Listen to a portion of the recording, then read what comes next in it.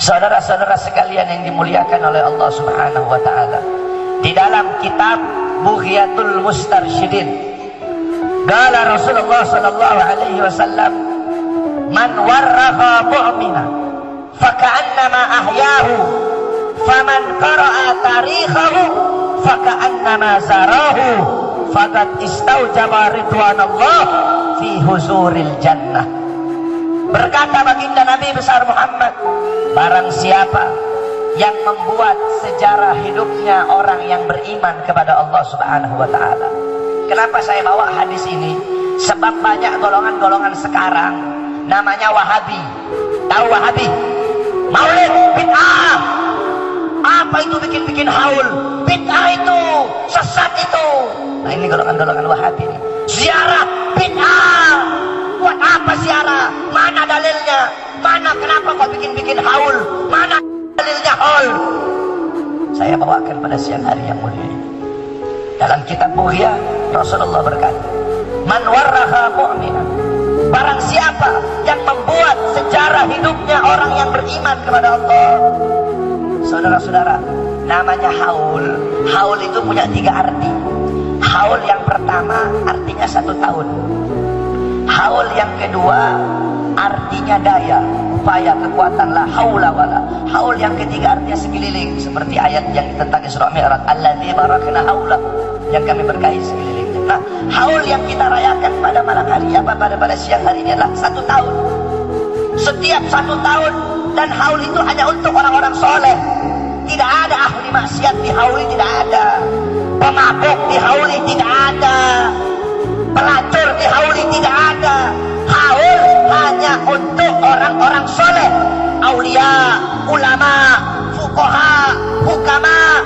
Beliau-beliau yang dihauli 1 tahun, setiap tahun dihauli terus.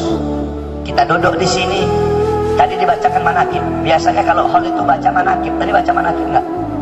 Dibacakan sejarah ringkas hidupnya, itu namanya manakib itu. Pembacaan sejarah.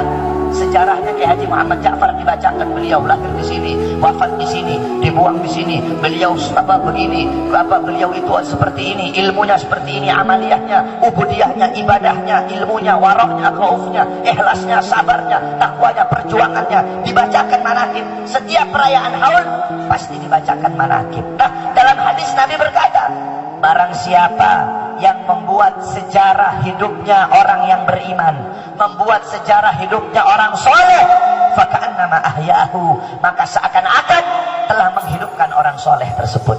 Kita duduk pada siang hari yang mulia ini merayakan haulnya Kiai Haji Muhammad Ja'far, maka seakan-akan kita telah menghidupkan beliau dari kuburnya, saudara-saudara. Faman qara'a tarikhahu, dan barang siapa yang membaca sejarah hidupnya, bagaimana beliau, perjuangan beliau, keilmuan beliau, amal ibadah beliau, sabarnya beliau, dibacakan sejarahnya, faka'annama zarahu, maka seakan-akan kita telah berkunjung kepadanya, saudara-saudara.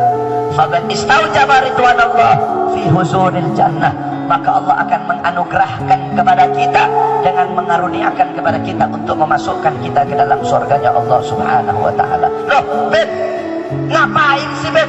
Kan Kiai Haji Muhammad Ja'far udah mati, udah meninggal, ngapain dikenang, ngapain dibacakan sejarahnya, ngapain dirayakan haulnya? Kan udah mati, Beb, udah dikubur, udah putus hubungan sama kita yang hidup, ngapain pakai dikenang-kenang?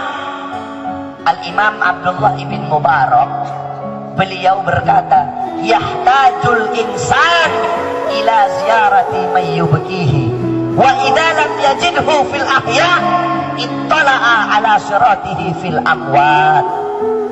Yahtajul insan, kita ini manusia butuh, saya dan kalian butuh. Butuh untuk apa? Butuh untuk berkunjung.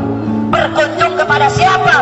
Berkunjung kepada sosok yang bisa membuat kita menangis takut kepada Allah. Berkunjung kepada sosok yang bisa membuat kita ingat kepada Allah. Berkunjung kepada sosok yang dimana sosok itu bisa memberikan nasihat kepada kita. Sosok itu bisa membuat kita ingat, takut, kita jadi patuh, kita jadi taat kepada Allah. Iman kita bertambah, ketakwaan kita bertambah dengan kita berkunjung kepada sosok tersebut. Wa idza lam yajidhu fil ahya, kalau kamu tidak menemukan sosok yang bisa membuat kamu menangis dari kalangan orang-orang yang masih hidup. Tidak ada ustadz, tidak ada kiai, tidak ada orang soleh yang kalau kita berkunjung kepadanya, dia tidak bisa buat kita ingat Allah Subhanahu wa taala. Ittala'a ala siratihi fil amwat. Maka carilah, maka pelajarilah, maka bukalah apa sejarah hidup mereka, orang-orang yang sudah meninggal, agar kita bisa mengambil pelajaran. Walaupun mereka sudah meninggal, tetapi kita bisa mengambil iktibar, bisa mengambil pelajaran, bisa mengambil intifa, bisa mengambil manfaat dari mereka, orang-orang yang sudah meninggal. Saudara-saudara, bukankah di dalam Al-Quran yang Allah turunkan untuk Nabi Muhammad, di situ diceritakan tentang kisah para nabi, kisah para rasul. Para nabi dan para rasul sudah meninggal. Para nabi dan para rasul yang dikisahkan dalam Al-Quran sebelum diutus Nabi Muhammad. Tapi kenapa Allah ceritakan kembali untuk Nabi Muhammad? Untuk menambah keimanan, ketakwaan baginda Nabi besar Muhammad SAW. Begitupun pada siang hari yang mulia ini, kita merayakan haul seorang ulama, yaitu Kiai Haji Muhammad Ja'far. Jangan kita mengira putus hubungan orang, kita ini orang yang hidup putus hubungan dengan ulama. Tidak, saudara-saudara. Bahkan para ulama, orang-orang soleh yang sudah meninggal, mereka bisa memberi kemanfaatan bagi orang-orang yang hidup daripada kita, orang-orang yang masih hidup. Berapa banyak kita berkunjung kepada orang-orang yang masih hidup, kita datang kepada orang-orang yang masih hidup, tetapi kita mendatangi orang yang masih hidup tidak bisa membuat hidup kita punya hati, saudara-saudara.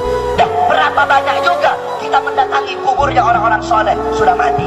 Di sini ada gunung santri, datang ziarah ke makamnya beliau, datang ziarah ke makamnya Syekh Nawawi Al-Bantani, datang ziarah ke makamnya Kiai Haji Muhammad Ja'far, datang ziarah ke Syekh Muhammad Arsyad Tawil, datang ziarah ke Syekh Asnawi Carigin, datang ziarah ke ulama-ulama Banten. Mereka sudah meninggal, tapi dengan kita mendatangi mereka bisa menjadikan hati kita yang mati itu menjadi hidup. Kita datangin orang yang hidup, hati kita nggak hidup-hidup. Kita datangin orang yang hidup, apalagi kalau orang hidup yang kita datangin orang fasik. Orang fasik kita datangin, bisa jadi hati kita hidup jadi mati, saudara-saudara. Sebaliknya, orang yang sudah mati kita datangin, bisa menghidupkan kita punya hati. Kenapa? Karena mereka orang-orang soleh. Dikatakan, famal hayat illa li ahlil ilm. Tidak ada kehidupan kecuali hanya miliknya orang-orang yang alim. Al-alim hayatuhu abada. Orang-orang yang berilmu, orang-orang yang soleh, hidupnya abadi sepanjang zaman. Kiai Haji Muhammad Ja'far sudah meninggal. Kiai Haji Muhammad Ja'far meninggal ratusan tahun yang lalu.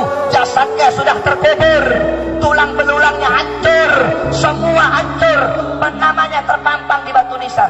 Tapi beliau akan hidup sepanjang zaman. Bukan jasadnya yang hidup sepanjang zaman, tetapi apa? Amal-amalnya, ilmu-ilmunya akan dikenang sepanjang zaman, saudara-saudara. Al-Imam Ghazali meninggal ratusan tahun yang lalu, ribuan tahun yang lalu.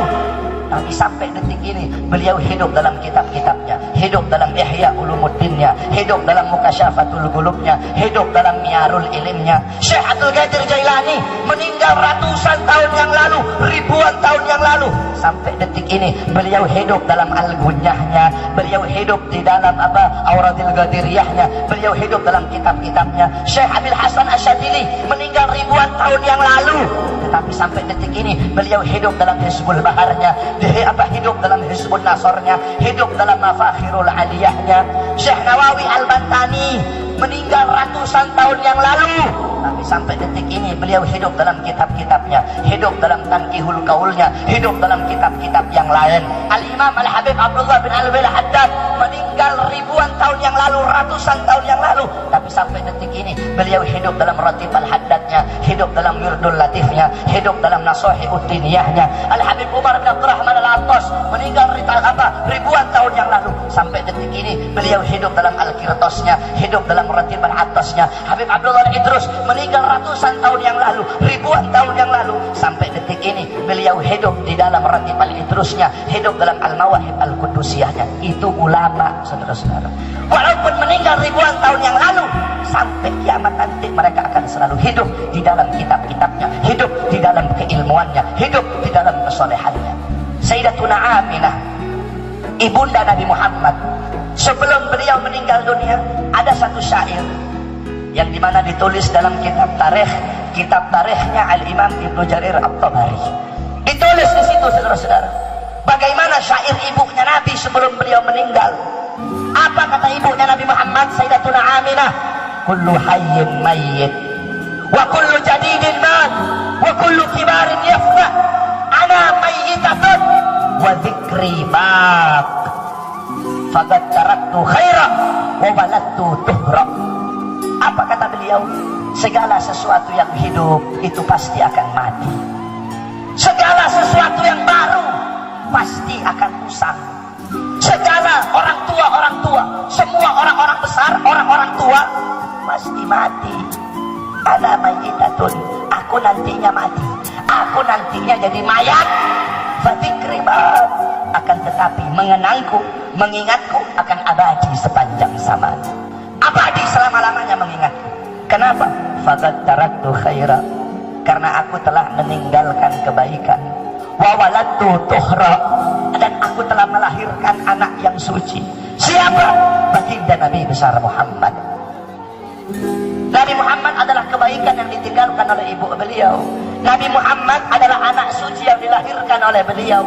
Sehingga setiap orang yang mengenang Nabi Muhammad, mengingat Nabi Muhammad, pasti akan ikut mengingat dan mengenang ibunda Nabi Muhammad. Nah, begitupun para ulama, saudara-saudara. Mereka hidup sepanjang zaman. Mereka tidak akan pernah mati, walaupun jasadnya mati, walaupun jasadnya terkubur. Gak kayak kita, wa mal maut illa li ahlil jahl. Tidak ada kematian kecuali kematian itu hanya miliknya orang-orang yang bodoh. Saya bodoh, kamu bodoh, kematian milik kita, saudara-saudara. Al-jahlu qabla mauti mautun li ahli fa'ajsaduhum qabla al-kuburi kuburu.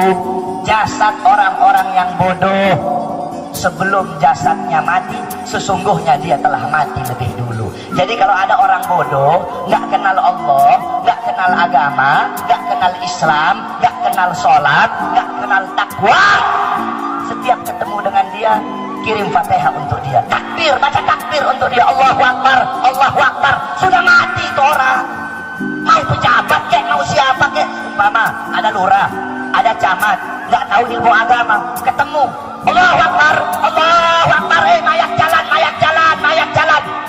Udah mati itu, saudara-saudara. Bodoh, nggak tahu agama. Bodoh di sini bukan bodoh dalam urusan dunia. Bodoh dalam urusan dunia tidak apa-apa. Bodoh dalam urusan akhirat yang dimaksudkan di sini. Udah bodoh nggak mau belajar lagi. Udah bodoh merasa bangga dengan kebodohannya. Laisal mar'u yuladu aliman. Tidak ada seseorang yang dilahirkan dalam keadaan alim. Ente nggak mau belajar, bodoh. Masa bayi lahir tahu-tahu ada jenggotnya? Gak mungkin. Nah, bagaimana ente mau pinter? Ente mau kenal Allah? Ente gak pernah belajar. Qabla mauti mautun li ahli.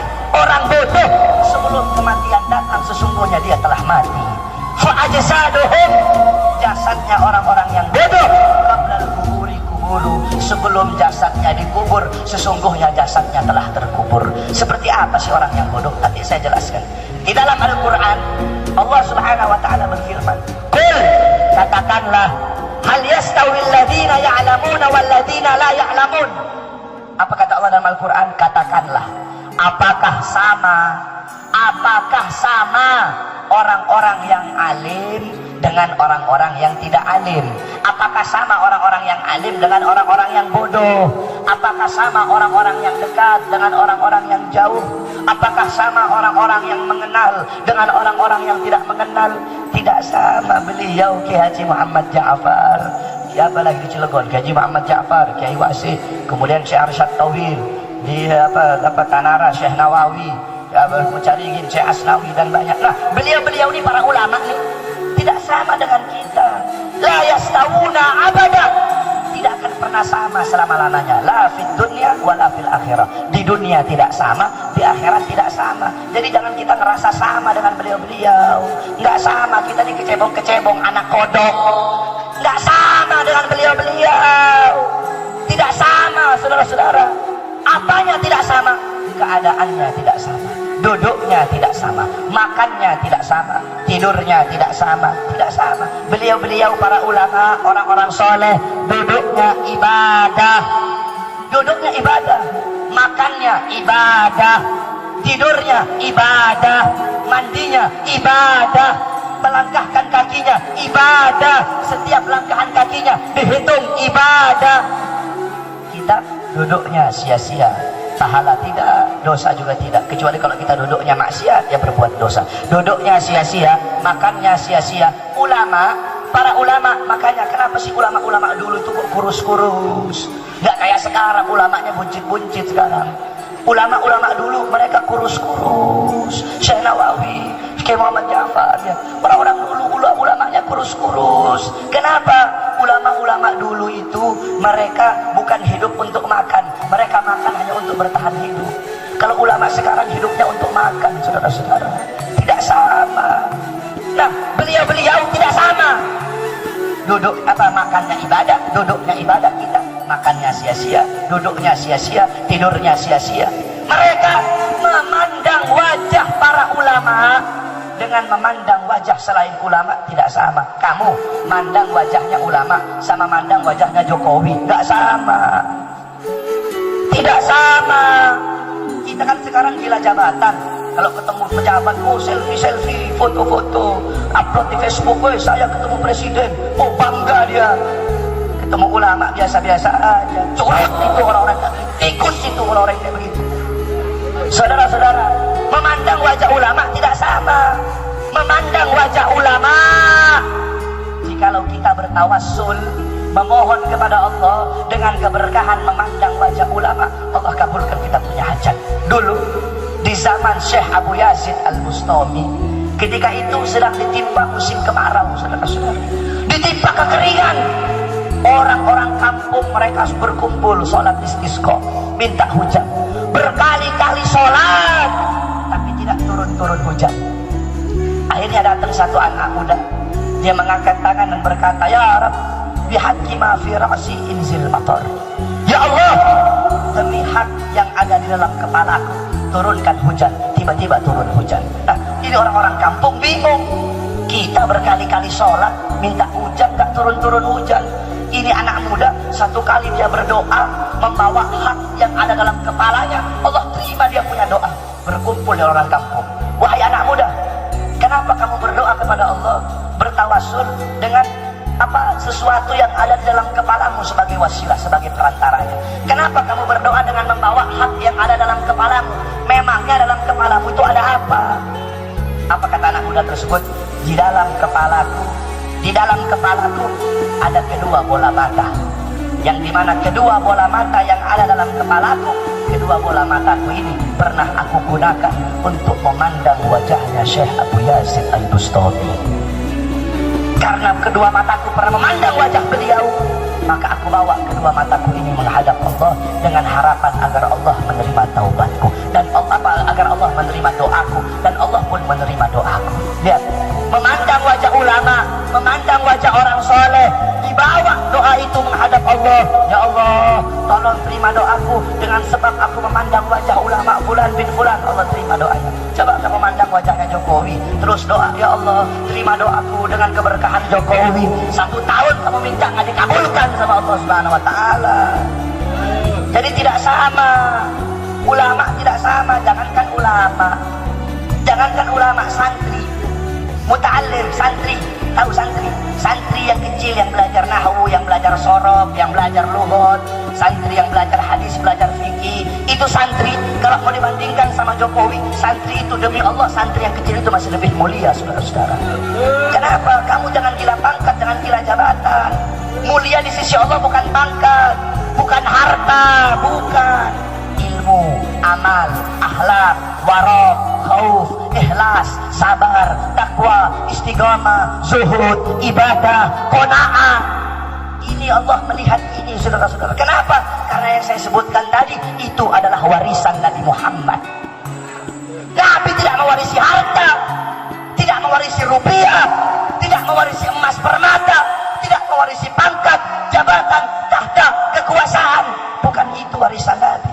Warisan Nabi ilmu, amal, akhlak, wara, khauf, ikhlas, sabar, takwa, istiqamah, zuhud, ibadah, qanaah. Itu warisannya Nabi. Para ulama-ulama, beliau-beliau adalah pewaris Nabi Muhammad. Para ulama memberikan kepada kita warisannya Nabi. Maka ketika kita telah mendapatkan warisan Nabi Muhammad, adakah warisan yang lebih mulia selain dari warisan Nabi? Ada. Adakah warisan yang lebih berharga, warisan yang lebih bermanfaat selain dari warisan Nabi Muhammad? Tidak ada. Kalau mau dibandingin, siang ini bapak-bapak dan ibu-ibu duduk di sini, dikasih ilmu oleh para ulama, oleh para ustadz, oleh para kiai, oleh para kesepuhan. Dibandingkan di luar, dapat warisan 2 triliun. Di pandangan Allah Subhanahu wa taala, kelak di yaumil kiamah kalau mau dihitung saudara-saudara, ibu-ibu duduk di sini mendapatkan warisan Nabi Muhammad jauh lebih mahal, lebih berharga, lebih bermanfaat daripada di luar sana mendapatkan warisan 2 triliun saudara-saudara. Ingat, para ulama tidak pernah sama. Memandang wajah beliau saja tidak sama. Nah, ulama, orang-orang soleh tidak sama hatinya dengan kita. Hati para ulama bersih dari dunia, bersih dari harta, bersih dari pangkat, bersih dari jabatan, bersih dari tahta, bersih dari kekuasaan. Bagi ulama-ulama yang benar ulama, bagi mereka dakwah bukanlah kebutuhan, bagi mereka dakwah adalah kewajiban. Kalau ulama udah pakai target, kalau mau undang saya harus 20 juta. Kalau tidak ada 20 juta, saya tidak mau datang. Ustaz TV itu paling banyak begitu tuh. Nah, ustaz yang kayak begitu, kiai yang kayak begitu, kiai bangsat itu saudara-saudara. Dakwah itu kewajiban, bukan kebutuhan. Jangan nyari makan dari dakwah, jangan nyari makan dari agama. Bukan ulama itu, monyet itu yang seperti itu saudara-saudara. Ulama, orang soleh, hatinya bersih dari dunia, bersih dari harta. Mereka tidak cinta harta, tidak cinta perut, tidak cinta kursi, tidak cinta jabatan, tidak cinta tahta. Yang mereka cinta Allah. Mereka tidak merindukan wanita, tidak merindukan ingin dipuji orang, ingin dimuliakan orang. Mereka tidak merindukan wanita, tahta, pangkat, tidak. Yang mereka rindukan Allah Subhanahu wa taala. Mereka tidak takut kalau kalah. Mereka tidak takut lapar, mereka tidak takut haus, mereka tidak takut miskin, mereka tidak takut susah, mereka tidak takut menderita, mereka tidak takut kalau tidak makan, mereka tidak takut kalau tidak dipuji orang, mereka tidak takut kalau tidak diberi orang. Yang mereka takut kalau mereka lupa sedetik kepada Allah Subhanahu wa taala. Ala auliya Allah la khaufun alaihim wa la hum yahzanun. Mereka para ulia tidak bersedih. Mereka tidak bersedih kalau jauh dari kekasih. Mereka tidak bersedih kalau tidak dipandang orang. Mereka tidak bersedih. Tidak ada apapun yang bisa membuat mereka sedih, kecuali kalau Allah tidak memandang mereka ketika itu mereka bersedih. Itu para ulama. Beda dengan kita. Kalau kita pagi, siang, sore, malam sibuk cari uang, sibuk cari harta, kita, hati kita condong kepada dunia, condong kepada emas permata, condong kepada jabatan, condong kepada tahta. Ulama, orang-orang soleh tidak seperti itu. Siapa yang mereka ikuti? Yang mereka ikuti baginda Nabi besar Muhammad. Apakah Nabi cinta harta? Apakah Nabi cinta pangkat? Fakaifa tad'u ila dunya daruratu man laulahu lam tukhrajid dunya minal adami. Al-Imam Busiri di dalam qasidah burdahnya beliau berkata, fakaifa tad'u ila dunya daruratu man laulahu lam tukhrajid dunya minal adami. Bagaimana mungkin Nabi Muhammad akan tertarik kepada keindahan dunia, tertarik kepada kemewahan dunia, tertarik kepada kesenangan dunia, sedangkan dunia itu tidak akan pernah ada kalau bukan karena Nabi Muhammad. Bagaimana mungkin Nabi mau cinta dunia? Bagaimana mungkin Nabi mau tertarik dengan kemewahan dunia? Sedangkan kalau bukan karena Nabi, dunia tidak akan pernah ada. Saudara-saudara, Nabi Muhammad, kalau Nabi cinta dunia, tidak akan 3 hari 3 malam beliau kelaparan mengganjal perutnya dengan sebongkah batu. Kalau Nabi Muhammad cinta dunia, tidak akan beliau berbuka hanya dengan sebutir kurma. Kalau Nabi Muhammad cinta dunia, tidak akan beliau tidur di atas tikar yang kasar, di atas pelepah kurma. Kalau Nabi Muhammad cinta dunia, tidak akan beliau memakai baju tambal-tambalan, saudara-saudara. Nabi Muhammad padahal Gunung Uhud merayu. Gunung Uhud Allah ingin jadi menjadikan emas untuk Nabi Muhammad. Apakah Nabi Muhammad tertarik? Tidak, saudara-saudara. Nabi Muhammad menjadikan dunia itu seperti bayangan. Nabi Muhammad, dunia dijadikan seperti bayangan. Bapak-bapak dan ibu-ibu, kalau kita menjadikan dunia sebagai bayangan, maka bayangan kita tidak bisa ngejar bayangan. Bisa kita kejar bayangan kita sendiri? Tidak bisa. Nah, para ulama, orang-orang soleh, mereka menjadikan dunia itu sebagai bayangan. Mereka tidak kejar, mereka biarkan. Akhirnya apa? Bayangan yang selalu mengikuti mereka kemana-mana. Dunia mengikuti mereka kemana-mana.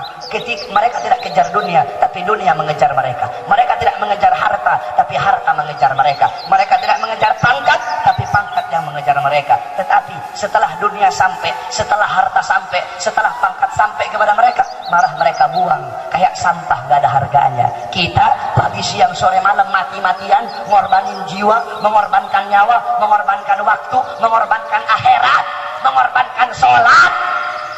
Sholat kita tinggalin, semua kita tinggalin. Hanya untuk apa? Hanya untuk nyari ini uang, hanya untuk nyari ini harta. Tetapi para ulama tidak, mereka biarin itu dunia, dunia yang ngejar mereka. Tetapi setelah dunia itu sampai, malah mereka buang kayak sampah, gak ada harganya. Itu para ulama, saudara-saudara. Bagaimana? Al-Habib Muhammad bin Alwi Al-Haddad di Bogor, pernah ziarah ke keramat Empang Bogor. Itu di Empang Bogor ada Habib Abdullah bin Muhsin Al-Attas, itu keramat di Empang Bogor. Nah, beliau punya murid namanya Habib Muhammad bin Alwi Al-Haddad, itu gurunya Soekarno. Satu waktu Soekarno utus ajudannya, tolong pergi ke Habib, panggil Habib ke sini. Pergi ajudannya Soekarno, Habib diminta oleh bapak untuk pergi ke istana. Apa kata Habib? Saya tidak mau. Mohon Habib, ini bapak maksa Habib. Akhirnya sudah beliau datang ke istana. Ketika beliau datang ke istana, Soekarno bilang, Habib, tolong doakan saya, Habib. Saya punya hajat, tolong doakan, Habib.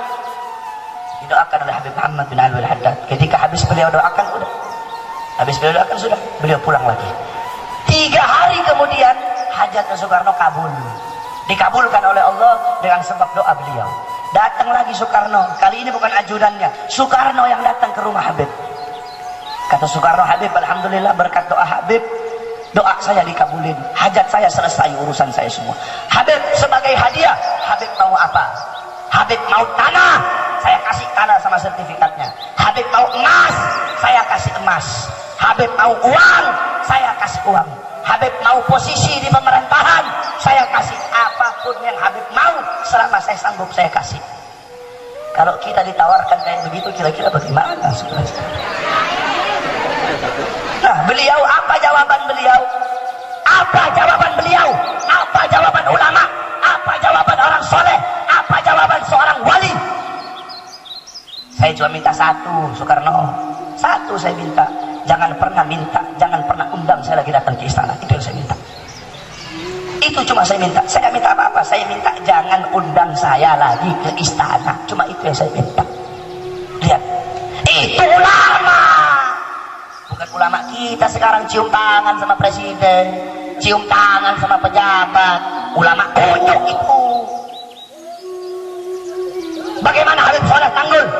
Habib Soleh bin Muhsin Al-Hamid, wali besar di Jawa Timur. Kalau kita pergi ke Jawa Timur, tanya, semua Jawa Timur itu kenal Habib Soleh bin Muhsin Al-Hamid Tanggul. Beliau terkenal doanya lebih cepat dari kilat. Nah, satu waktu beliau diundang oleh pemerintahan Saudi.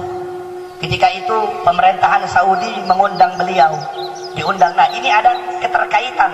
Kenapa sih kok jamaah haji Indonesia itu bisa gampang ke Indonesia dan mendapatkan fasilitas yang enak di sana? Ada keterkaitan dengan cerita ini. Nah, Habib Soleh bin Muhsin Al-Hamid Tanggul, beliau pergi. Ketika itu Raja Saudi itu punya anak.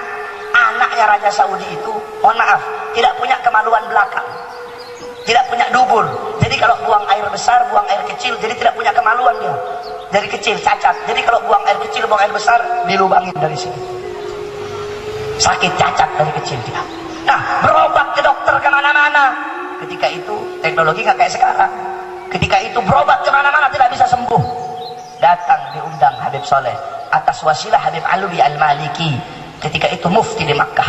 Kata Habib Alwi, Raja, udah undang Habib Soleh dari Pulau Jawa.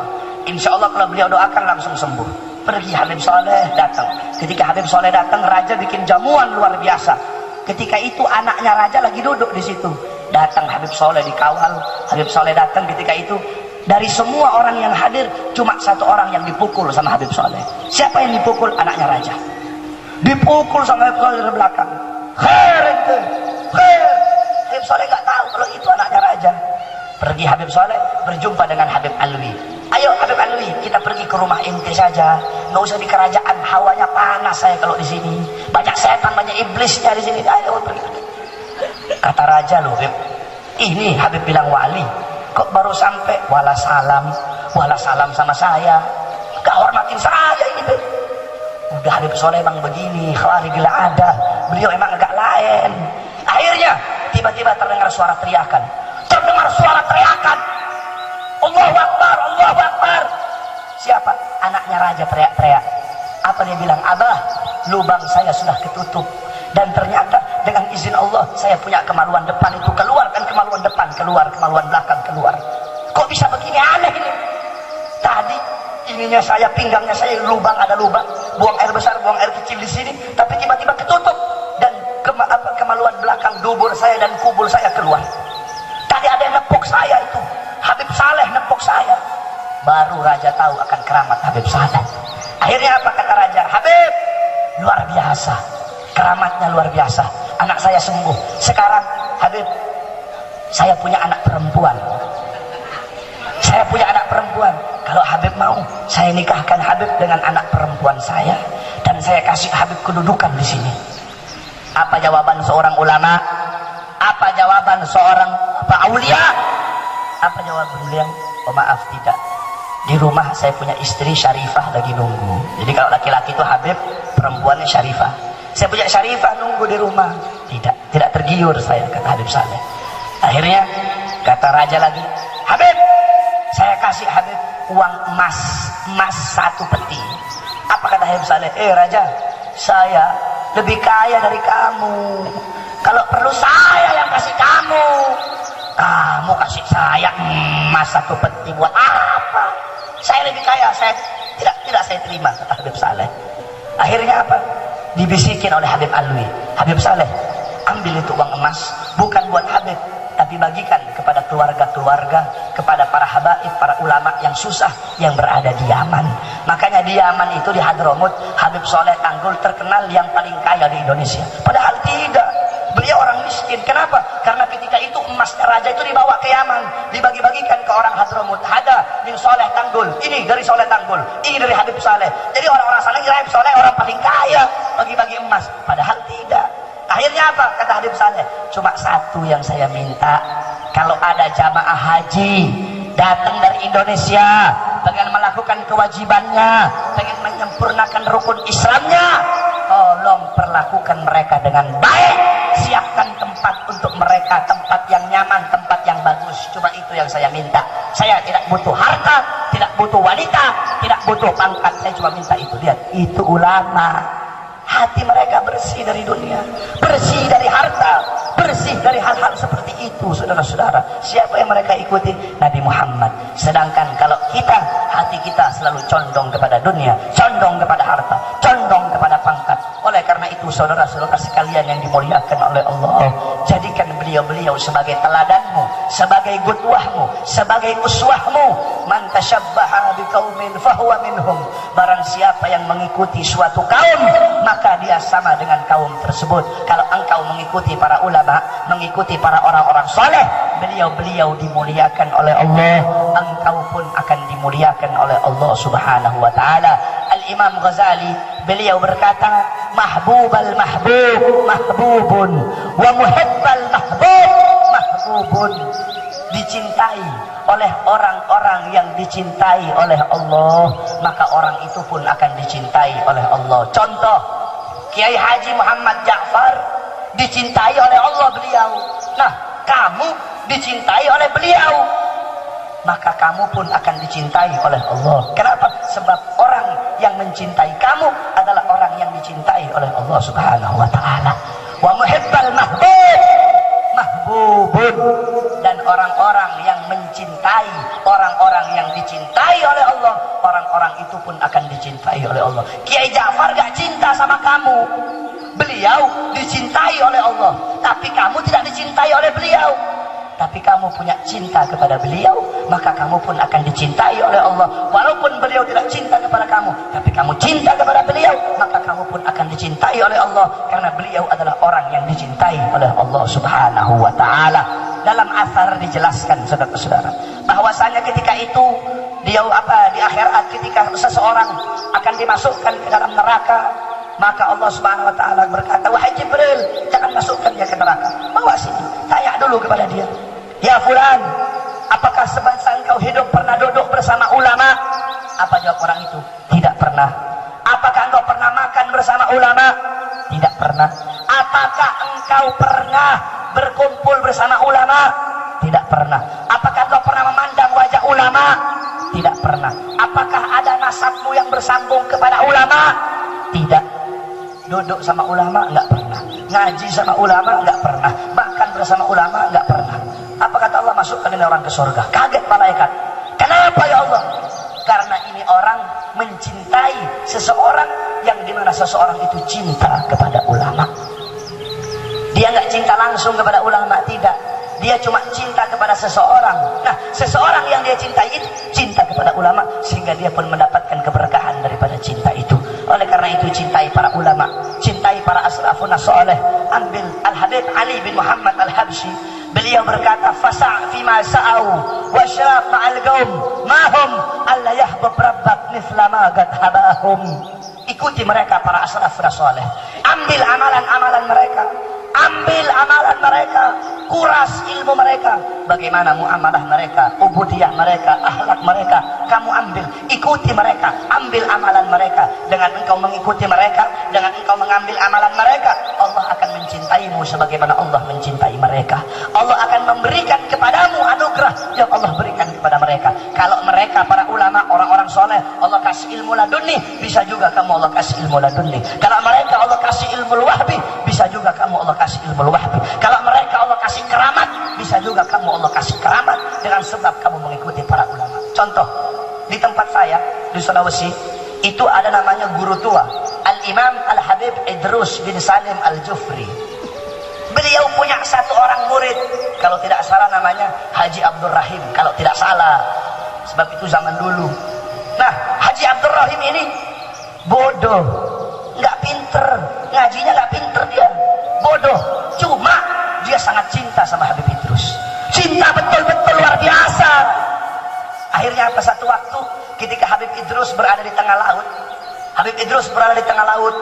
Nah, ketika itu kapalnya itu bergelombang, saudara-saudara, kapal gelombang, angin kenceng, sorban Habib Idrus jatuh.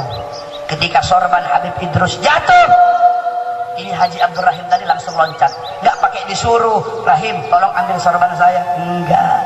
Kalau santri sekarang kan pakai disuruh, ayo pijitin kakinya kiai, disuruh dulu, sapu rumah kiai, disuruh dulu. Santri-santri dulu tidak seperti itu. Kecintaan mereka kepada guru luar biasa, kecintaan mereka kepada ulama.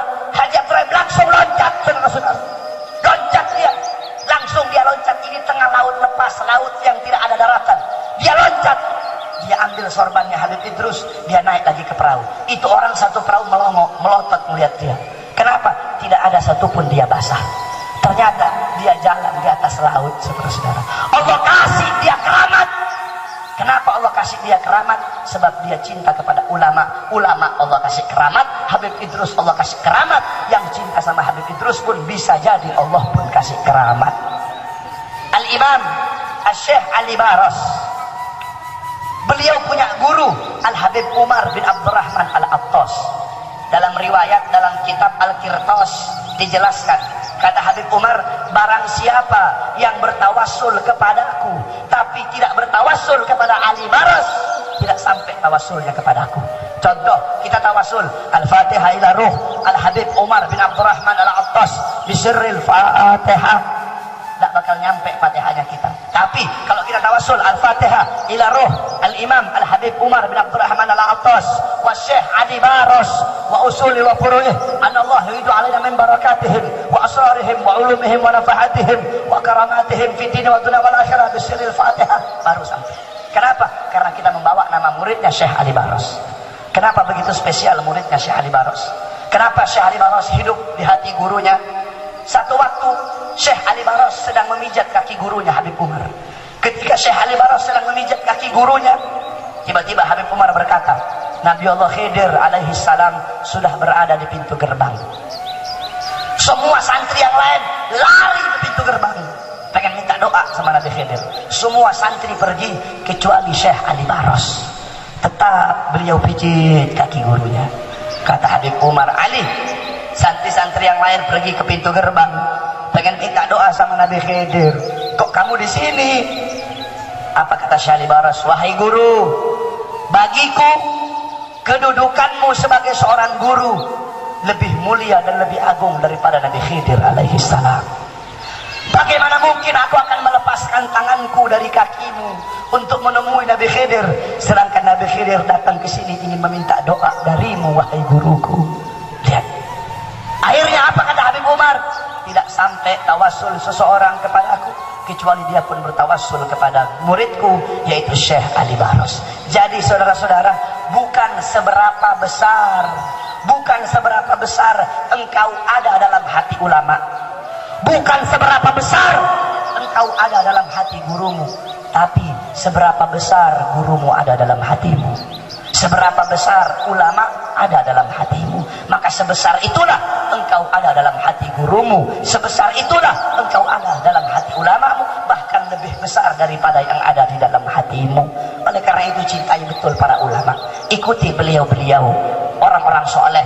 Al-Habib Abdullah bin Ali Al-Haddad, beliau berkata, hum ibadun kiramun atharullah rabbahum fa'atharahum bihim yadfa'ullah al-balaya wa yakshifur razaya wa yusli kulli khairin wa ni'matin walau lahumu bainal anami laduktikat jibalun wa ardun lirtikabil khati'ati.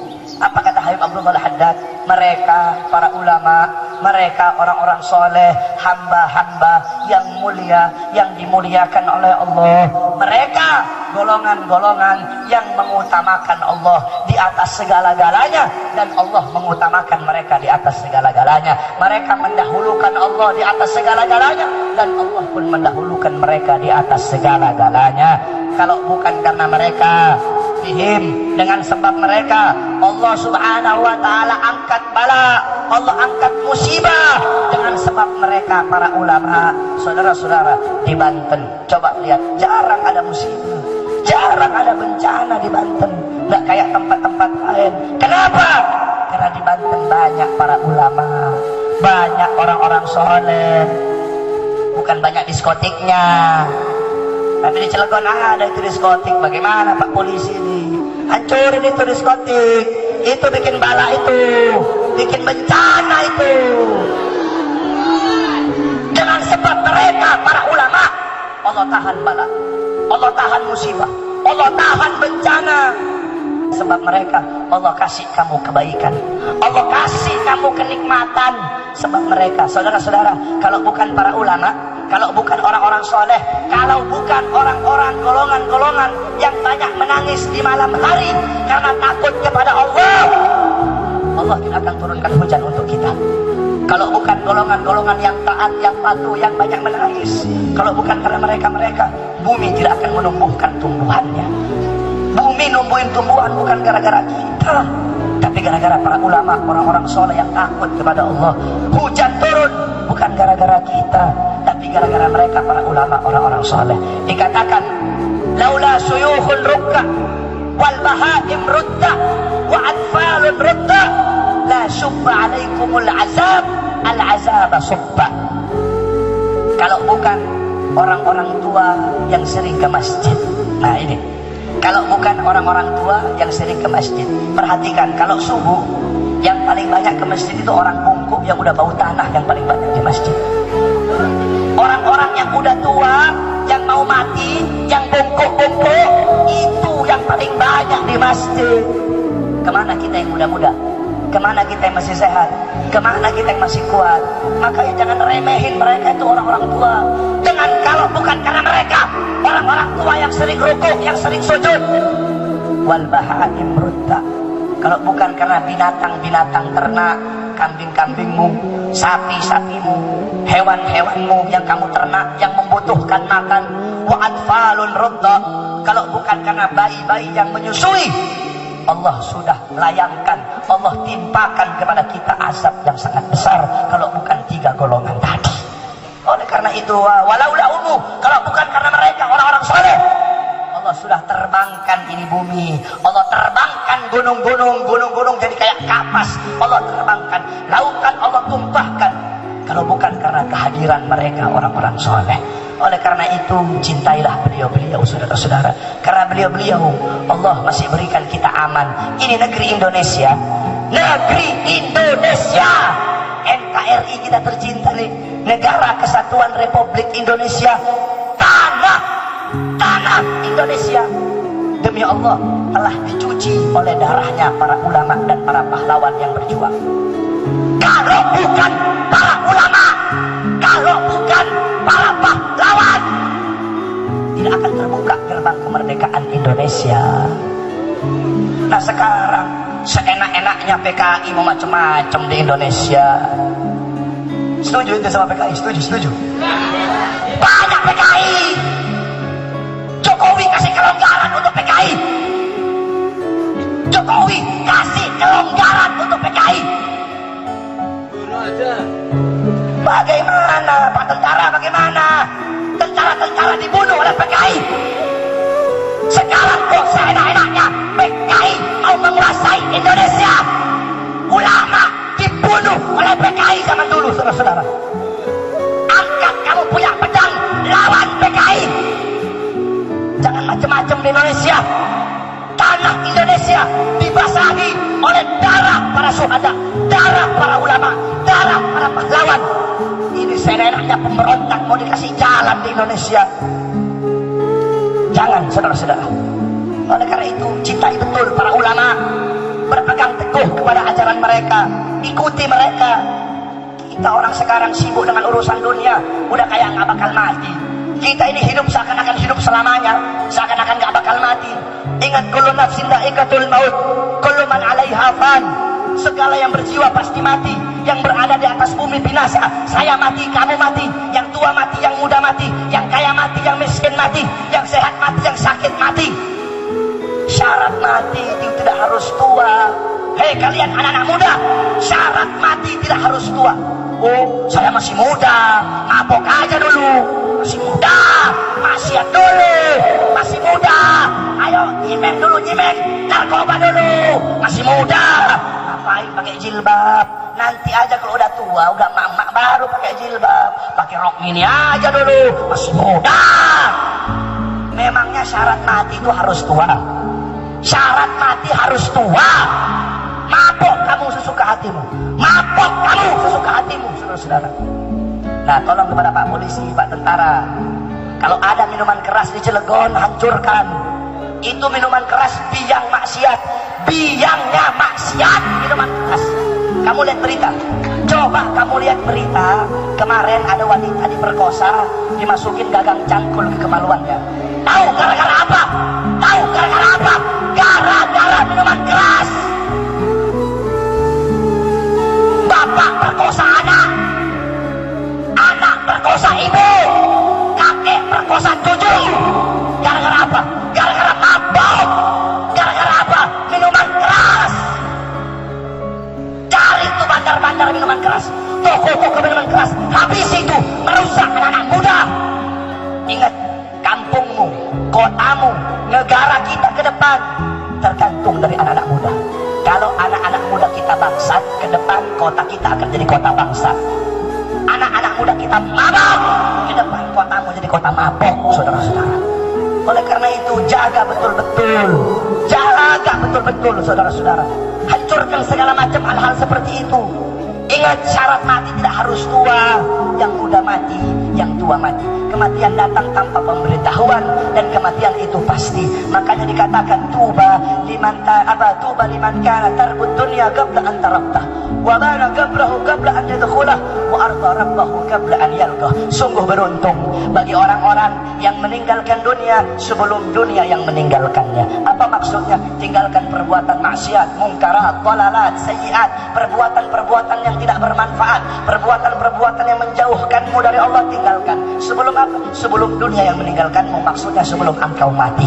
Wa bana qablahu qabla an yadkhulah. Sungguh beruntung bagi orang-orang yang membangun kubur sebelum mereka memasukinya. Apa maksudnya membangun kubur? Siapkan bekal-bekal untuk nanti kau bawa dalam kubur. Dunia tempat menanam, akhirat tempat memanen. Kalau di dunia kau menanam sesuatu yang baik, di akhirat kau pun akan memanen sesuatu yang baik. Kalau di dunia kau menanam sesuatu yang buruk, di akhirat engkau pun akan memanen sesuatu yang buruk. Wa arda rabbahu qabla an yalqah. Dan sungguh beruntung bagi orang-orang yang ridha kepada Tuhannya sebelum mereka berjumpa dengan Allah. Yang terakhir, ingat saudara-saudara, kita pasti akan berjumpa dengan Allah. Kita akan dimintai pertanyaan, dikasih pertanyaan, dimintai pertanggungjawaban oleh Allah. Sekecil apapun amal yang kita lakukan akan dihisab, akan dihitung, saudara-saudara.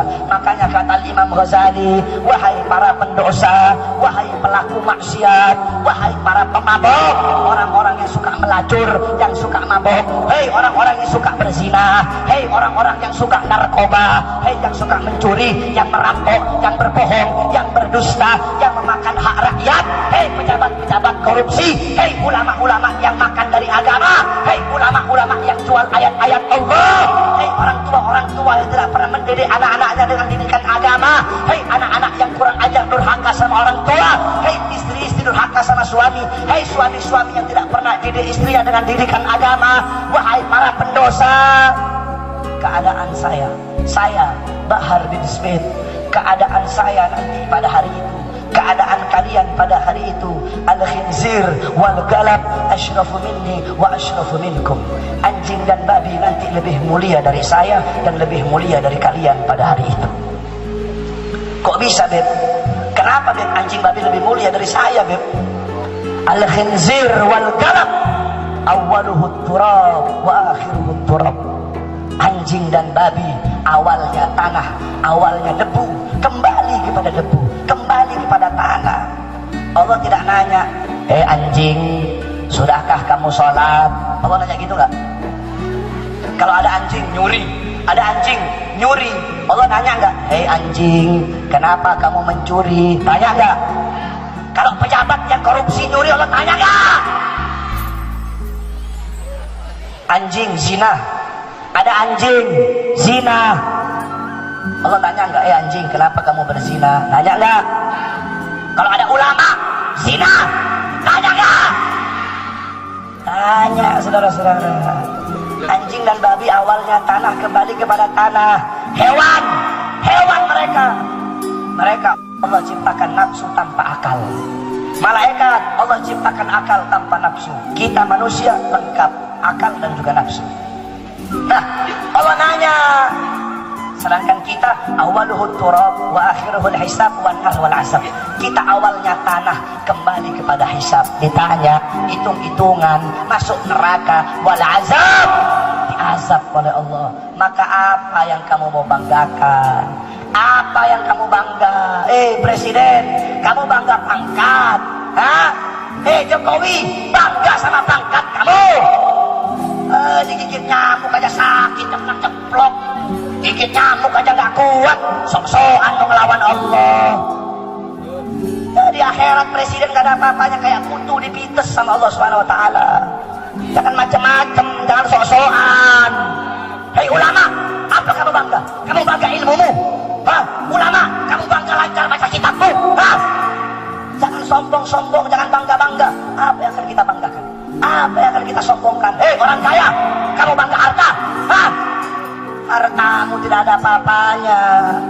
Makanya jangan berbangga diri, jangan sombong, saudara-saudara. Pada hari itu Allah yang raja pada hari itu. Presiden, pejabat tidak ada apa-apanya. Yang punya jabatan pada hari itu Allah. Yang punya pangkat pada hari itu Allah. Nah, pertama Allah akan tanya kepada para ulama.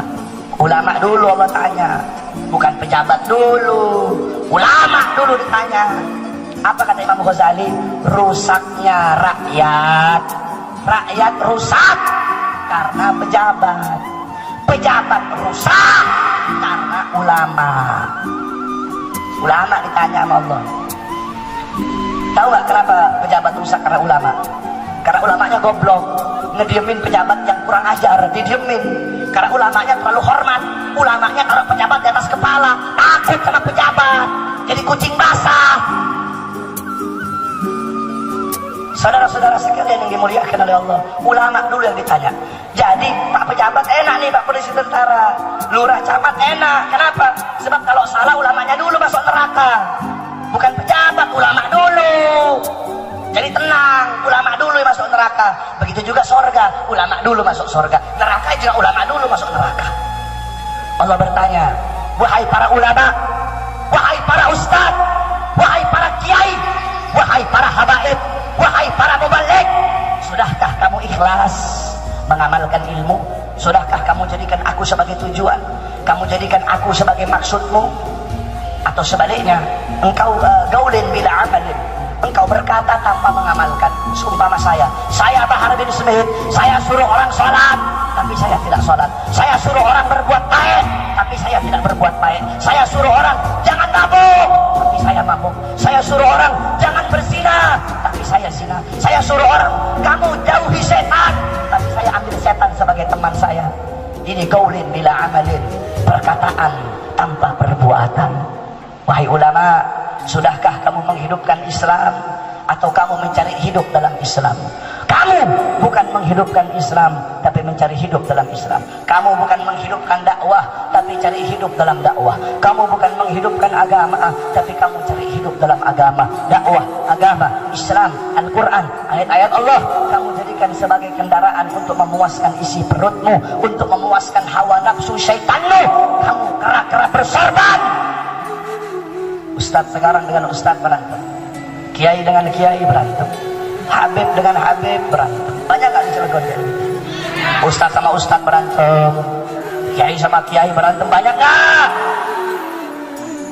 Yang satu kiai kuning, yang satu habib kuning, yang satu kiai hijau, yang satu habib hijau, yang satu kiai merah, yang satu habib merah, yang satu kiai Golkar, yang satu habib Golkar, yang satu kiai PDI, yang satu habib PDI, yang satu kiai PKB, yang satu habib PKB, yang satu kiai PKS, satu habib PKS. Akhirnya apa? Gara-gara urusan partai, gara-gara urusan politik, ustadz dengan ustadz berantem, kiai dengan kiai berantem, hanya karena beda bendera partai, saling berantem. Terus ngomong, ayo jaga ukhuwah, umat bersatu pala lupean. Ustadz sama ustadz lu saling berantem hanya gara-gara partai. Tidak apa-apa, ustadz masuk partai, kiai masuk partai politik, tidak apa-apa, tidak apa-apa, malah harus. Kiai masuk politik harus, ustadz masuk politik harus. Untuk apa? Untuk membersihkan kotoran dalam politik. Ini masuk politik ikut-ikutan kotor, masuk politik ikut-ikutan jadi koruptor. Kambing korban, sapi korban, segala dikorupsi, zakat segala dikorupsi, haji dikorupsi. Urusan yang berkaitan dengan Allah aja berani dikorupsi, apalagi cuma urusan bangun jalan. Saudara-saudara, Allah tanya. Makanya sering saya katakan, NU dulu, Muhammadiyah dulu tidak sama dengan NU dan Muhammadiyah sekarang. Kalau ada orang NU dan Muhammadiyah di sini, dengarkan ini saya ngomong. NU dulu tidak sama dengan NU sekarang. Ini saya ngomong organisasi Islam yang paling besar di Indonesia, NU dan Muhammadiyah. NU dulu tidak sama dengan NU sekarang. Muhammadiyah dulu tidak sama dengan Muhammadiyah sekarang. Kalau NU dulu, kalau NU-nya menang, Islamnya menang. NU dulu, kalau NU-nya makmur, Islamnya makmur. NU dulu, kalau NU-nya jaya, Islamnya jaya. NU sekarang, kalau NU-nya menang, ya NU-nya yang menang, Islamnya nggak ikut-ikutan menang. Kalau NU-nya makmur, ya NU-nya yang makmur. Islamnya tidak ikut-ikutan makmur. NU jaya, ya NU-nya yang jaya, bukan Islamnya yang jaya. Beda dengan NU dulu. Begitu juga Muhammadiyah. Muhammadiyah dulu, kalau Muhammadiyah menang, Islamnya menang. Muhammadiyah makmur, Islamnya makmur. Muhammadiyah naik, Islamnya naik. Muhammadiyah sekarang, kalau Muhammadiyah menang, ya Muhammadiyah yang menang, bukan Islamnya yang menang. Muhammadiyah naik, ya Muhammadiyah yang naik, bukan Islam yang naik. Sehingga Islam cuma dibikin covernya saja, cover luarnya saja, dalamnya tujuan perut masing-masing. Saudara-saudara, akui saja lah, gak usah munafik-munafikan sama saya, saudara-saudara. Ulama, setelah ulama tidak beres. Andaikan saya termasuk dalamnya, saya pun ikut masuk dalam neraka, saudara-saudara. Setelah ulama, baru pejabat. Dengarkan pejabat yang hadir.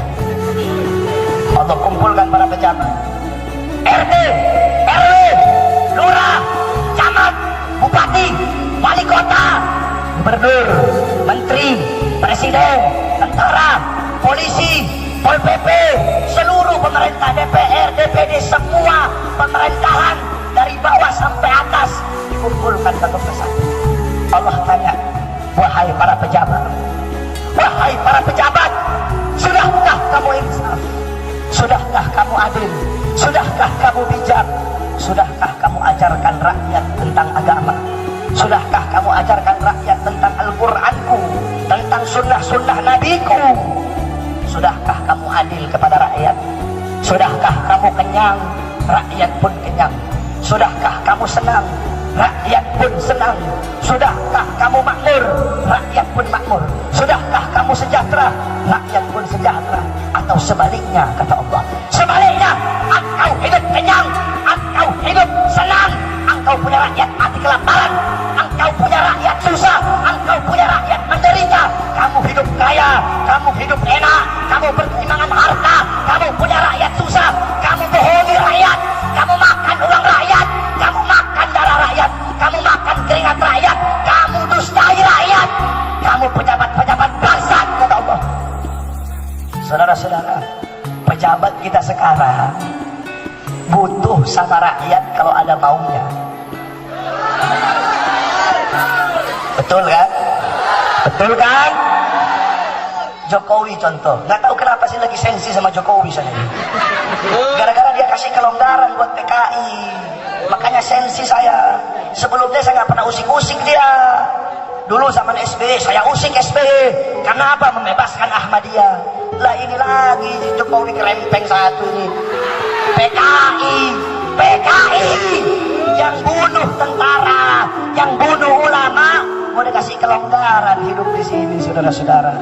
Ketika TNI dan Polri ingin mensweeping kaos-kaos PKI, apa katanya? Udahlah, jangan terlalu over, biasa aja, biasa goblok kau.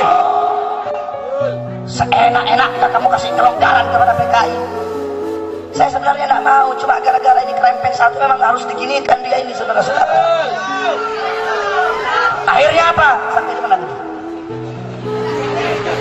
Jokowi sebelum jadi belusukan ke sana, belusukan kemari, masuk gorong-gorong, pakai topi petani, naik becak, pura-pura. Setelah jadi mana ada belusukan? Ada belusukan setelah jadi? Ada.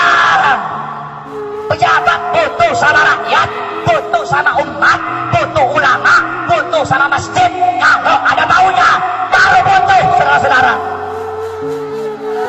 Sebelum jadi, waktu kampanye, saya berjanji memakmurkan rakyat, saya berjanji mensejahterakan rakyat, melayani rakyat, sekolah gratis, pendidikan gratis, rumah sakit gratis, semua gratis. Saya baktikan hidup saya untuk rakyat. Setelah jadi yang makmur, mana ada rakyat yang makmur? Setelah kamu jadi, mana rakyat yang makmur? Mana ada rakyat yang sejahtera? Yang makmur bukan rakyat, yang sejahtera bukan rakyat. Rakyat yang susah tambah susah, yang menderita tambah menderita. BBM naik, kemarin waktu Jokowi baru naik presiden, BBM naik, sembako naik, ibu-ibu belanja ke pasar, semua serba naik. Kamu mau bikin hidup rakyat atau mau bikin mati rakyat pelan-pelan? Berjanji melayani rakyat, memakmurkan rakyat. Rakyat mana yang sejahtera? Rakyat mana yang makmur?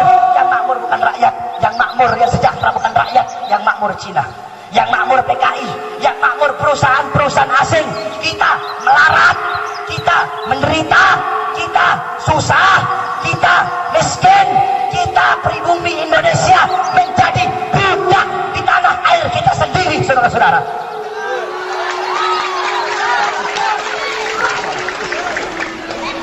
Kamu kera-kera berdasi, kamu kera-kera pakai seragam, tempat kamu neraka jahanam. Allah angkat, Allah masukkan neraka jahanam. Jokowi masuk neraka. Tapi kita doakan semoga para pejabat jadi pejabat yang baik, jadi pejabat yang bagus, pejabat yang beriman. Pejabat kalau baik, taruh di atas kepala, taruh, hormati pejabat, cintai kalau pejabat baik. Tapi kalau pejabatnya bangsat, kalau pejabatnya kurang ajar, pejabatnya makan uang rakyat, jangan kau taruh di atas kepala, taruh di bawah kakimu, saudara-saudara. Jangan takut sama pejabat yang zalim. Jangan takut, pejabat makan dari uang rakyat, makan dari dakinya rakyat. Tegur kalau pejabatnya zalim, pejabatnya koruptor, tegur. Ini harusnya jadi tugas ulama buat negor, tapi ulamanya kayak kucing basah. Makanya betul kata Imam Ghazali dalam Ihya Ulumuddin, apa kata Imam Ghazali? Wahai para ulama, jangan engkau menerima sesuatu apapun yang datangnya dari pejabat yang zalim, walaupun kamu tahu itu halal. Contoh, Pak Lurah, Pak Camat, Wali Kota, Gubernur zalim, koruptor, dipanggil kiai, kiai sini, ini saya kasih, diterima, walaupun itu halal, seumpama halal, diterima. Akhirnya apa kata Imam Ghazali? Akan tertanam dalam hatinya rasa simpati kepada pejabat zalim itu, sehingga kemungkarannya dibiarkan, mungkaratnya dibiarkan, dolalatnya dibiarkan. Kiai itu kan bupati korupsi, wali kota korupsi, gubernur korupsi, menteri korupsi, presiden korupsi, kenapa dibiarkan kiai? Nggak ditegur. Nggak enak saya menegur. Kemarin habis kasih amplop, nggak enak saya menegur. Kemarin dikasih Alphard saya, kemarin habis kasih Fortuner, nggak enak menegur. Udahlah, cari ustadz lain aja buat negur. Mohon maaf Pak Polisi, Pak Tentara, saya nggak bisa muji pejabat, nggak tahu bagaimana caranya saya. Makanya saya nggak pernah puji-puji pejabat, karena nggak tahu bagaimana caranya buat muji pejabat. Nggak tahu saya. Sebab saya tidak bisa menjadi penjilat pemerintah, tidak bisa saya cari muka dengan pemerintah, nggak bisa. Ya gitu begini apa adanya aja. Yang benar ya benar, yang salah ya salah. Jangan main-main sama Islam, jangan main-main sama Islam. Syariat Islam ini jangan dibikin mainan. Tegas syariat Islam ini. Dalam kitab Mirqatus Su'udut Tasdiq fi syarah surah At-Taufiq, qala Rasul, man ittala'a fi baiti qaumin bighairi idznihim faqad halalahum an yufaqqa'a 'ainahu. Barang siapa yang lewat di rumah satu orang tanpa seizin pemilik rumah, mengintip-ngintip isi rumah, istrinya cantik, anak-anaknya cantik, hartanya banyak, tanpa seizin pemilik rumah kita ngintip-ngintip isi rumah, maka sang pemilik rumah halal mencolok kedua mata kita. Itu syariat Islam, saking tegasnya. Makanya jangan dibikin mainan. Insya Allah dengan duduknya kita di sini di bulan Sya'ban yang mulia ini, dalam rangka haul Ki Haji Muhammad Ja'far, kita mendapatkan keberkahan dari beliau, kita mendapatkan madad, mendapatkan syafaat dari beliau, dan kita doakan semoga Allah Subhanahu wa taala menjadikan kubur beliau surga. Allah jadikan kubur beliau taman daripada taman surga. Allah ampuni dosa-dosa kita dan dosa-dosa beliau. Allah ampuni dosa-dosa yang tampak, yang tidak tampak, yang besar, yang kecil, yang yang sengaja, yang tidak sengaja, dengan sebab duduk di sini merayakan haulnya orang soleh Ki Haji Muhammad Ja'far. Amin, amin ya rabbal alamin. Bismillahirrahmanirrahim. Ya Rabbana syarifna wa karimna bi ru'yati sayyidina al-Mustafa.